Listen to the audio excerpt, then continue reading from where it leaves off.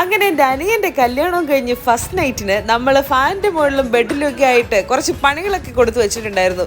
രാവിലെ തൊട്ട് പഞ്ചസാരയൊക്കെ ഇട്ട് വെതറി ഞങ്ങൾ താലോലിച്ച് വളർത്തിയ ഉറുമ്പുകളെയെല്ലാം ഇവർ ചുരുട്ടി കൂട്ടിയെടുത്ത് നമ്മൾ കസിൻസ് പിള്ളേർ കിടക്കാൻ പറ്റിയ ആ സ്ഥലത്തേക്ക് കൊണ്ടിട്ടു.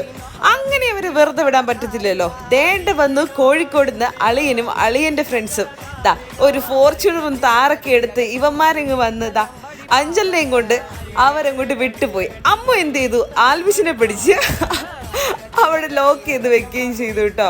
സത്യം പറഞ്ഞ ഇവന്മാര് കുറെ പേര് പിടിച്ചു നിർത്താനൊക്കെ നോക്കി. അളിയനെ ശിങ്കിടികളെ എല്ലാം എടുത്ത് വണ്ടിയിലിട്ട് ദാണ്ടെ ഇവര് വെച്ച് പിടിക്കുകയാണ്.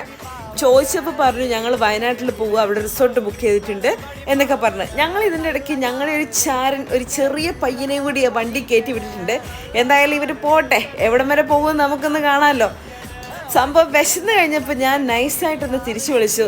നല്ല കുരുമുളകിട്ട് വരട്ടിയ ഒരു ബീഫുണ്ട്, വന്നാൽ നല്ല ബീഫ് റോസ്റ്റും ജേഡിയോ നാടൻ കള്ളോ വൈനോ എന്തെങ്കിലും കൂട്ടിയൊരു പിടി പിടിക്കാം, സന്തോഷമായിട്ട് നമുക്ക് എല്ലാവർക്കും കഥ പറഞ്ഞിരിക്കാം എന്നൊക്കെ പറഞ്ഞ് ഒരു വിധത്തിൽ സോപ്പിട്ട് ഞാൻ എല്ലാവരെയും വിളിച്ച് ദാണ്ടെ എല്ലാവരും കൂടി വന്ന് കല്യാണ വീട് അങ്ങോട്ട് അടിച്ച് പൊളിച്ചു എന്ന് പറഞ്ഞാൽ മതി.